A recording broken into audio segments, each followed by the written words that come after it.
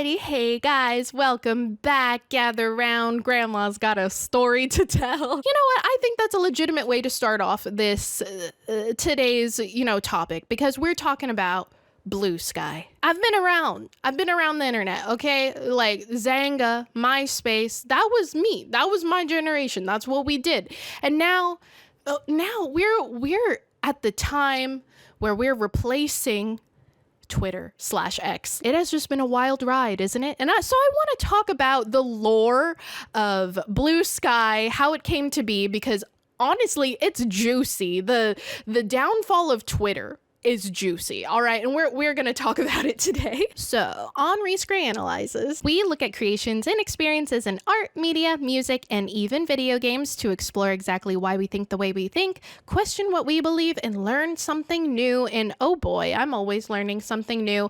But Bluesky is easy to use. So, if you've been living under a rock, or otherwise been living a fulfilling life where you didn't know this, Twitter/X, basically people are jumping ship to other micro-blogging-ish platforms. And one of the hugest platforms that's seen amazing growth is Bluesky. And so you might be thinking why does this need an entire video? Like things like fizzle out, like it's not really that big of a deal. No, it is a big deal, besties. It is a big deal that Twitter is failing and Bluesky is replacing it. There is a lot of tea. Bluesky is a decentralized platform, and what that means is that not one person or company owns it, which is super popular right now because people want their privacy on their microblogging platforms and they want to be in control of their data, right? So for Bluesky, not one company owns it. But for Twitter, obviously, Elon Musk owns it. You can't even block him on Twitter. If you try, it says this action is forbidden,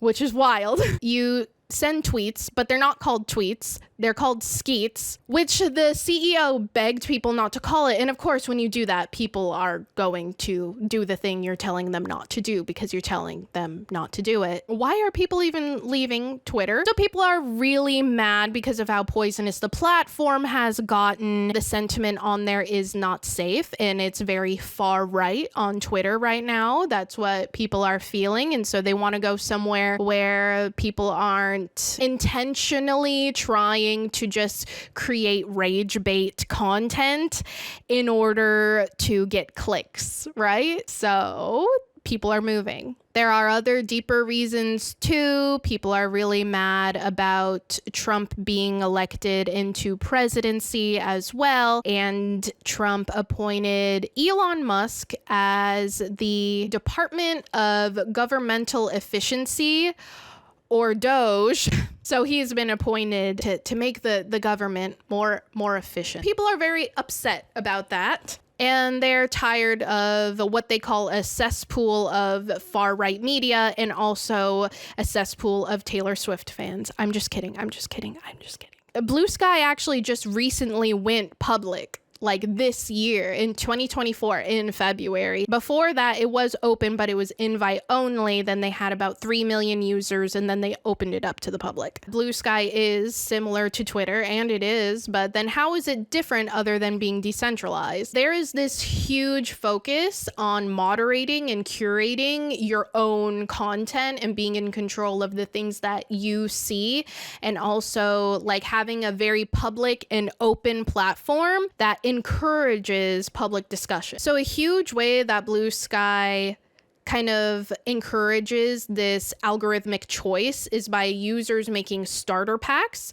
which is a list of people that anyone can make. So anybody can create a starter pack, and it allows anybody else to follow that starter pack to just automatically have a hub of people. So to automatically be looped into a certain community, right? So you can make one yourself or you can join one. So that's like a really quick way to like curate your own algorithm and your own page and your own audience. And so what they also do is allow people to use a domain name in their handle. So for instance, I could have heyreesegrey.com linked in my handle to legitimize that I am who I say I am. So anyone with a HTTPS link or whatever can link that in their domain name, as I understand it. I don't know how blockchain works. Who does? So you could tell me anything and I would have to believe you, because what do I know?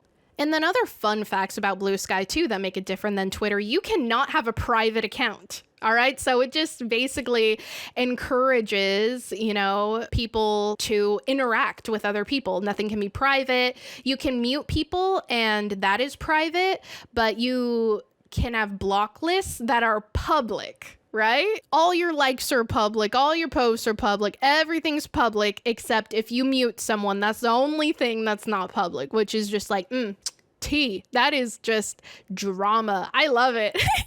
It's like more dramatic than having a top 8, because it's just like, wow, Kathy muted like everybody, like half the girls in the class. I'm sure there's gonna be some drama along with it if it comes to be the next Twitter.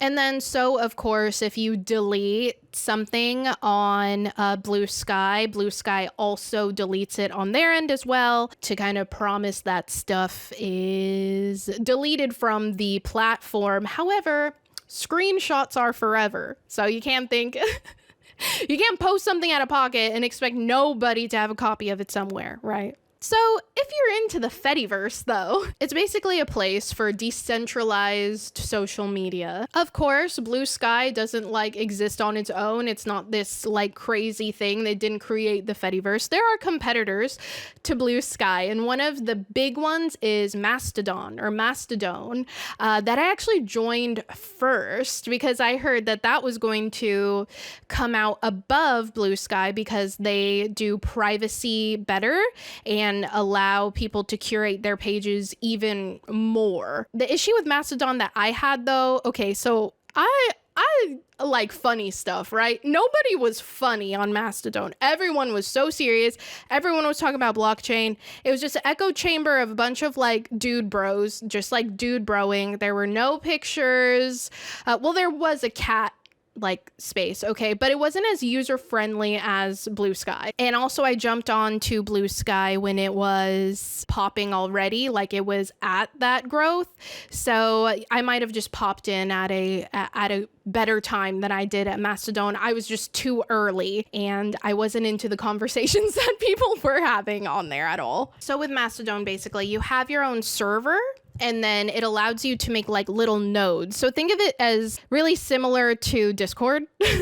So Discord is a chat room, Reddit is a forum, and Bluesky is microblogging, and so was Twitter. It was microblogging. So on its own, as it exists anyway, Mastodon is a different kind of platform than Bluesky, and I think that's why it was easier for Bluesky to take off more, especially because Mastodon kind of didn't encourage people to reach outside of their circles. So with those starter packs and stuff like that, people were really encouraged to communicate with each other, but I didn't see that same vibe happening on Mastodon. But if you have a different feeling, if you're team Mastodon, let me know in the comments. I think since Tumblr, Twitter, X, whatever, it's kind of having this down slope, and I think people want that fresh format to kind of shake everything off that they've done before, and people don't mind starting new at this point. And so I think that's why it's a good time for Bluesky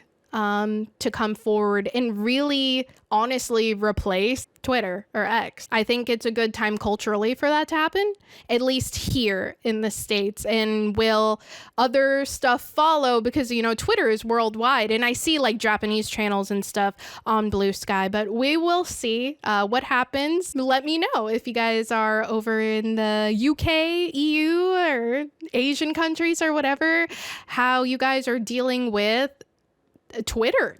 Are you guys even aware of it? And just now we're at 17 million users. So yeah, I was just really interested in that happening, a whole platform kind of essentially being abandoned for a new one. Like, that's a really huge thing to happen, just like culturally and interpersonally. Like, people like can download their content and like move it to Bluesky, but you know, like, it's why some people are still on Facebook. Like, that's where people keep their family pictures. I guess people weren't so invested in Twitter in the same way, but to leave a whole platform in your audience and get them to move over to another one, that's a huge thing. But I see accounts like slowly growing and growing more, and people are finding each other, you know, so that's cool. So if you guys were part of the jump, let me know. Personally, I was never a Twitter person, but I really do like Bluesky, and I feel like I like it because I didn't get on Twitter like when it started to be popular. By the time I joined it, I was like not in the States, so I don't know, like it wasn't really a popular thing like in Korea. Like, people like they didn't like use Twitter like that. I don't know, because we all use Kakao Talk, so like we do stuff in there, so whatever. But I was never a Twitter person, but you can't shut me up on Bluesky. I just yap. If you guys want to see that insanity, go ahead and follow me. I am it's Reese Gray. Hey Reese Gray. Oh my god, I just mess it up every time. I'm Hey Reese Gray on Bluesky. If you guys want to connect, let me know what you think in the comments about the Fediverse, about everything, about the election. Let's just talk about anything. It's been a while, guys, so that's fun. Let me know how you guys have been, because I do care. I really do. I love talking to you guys over at Bluesky, over on my Instagram. I miss streaming. I feel like I don't even have the right to say that because it's been so long, but for people who have like stuck by me and stuff and like still care and stuff, like I see you and thank you. And as always, I love you guys. Okay, love you. Bye.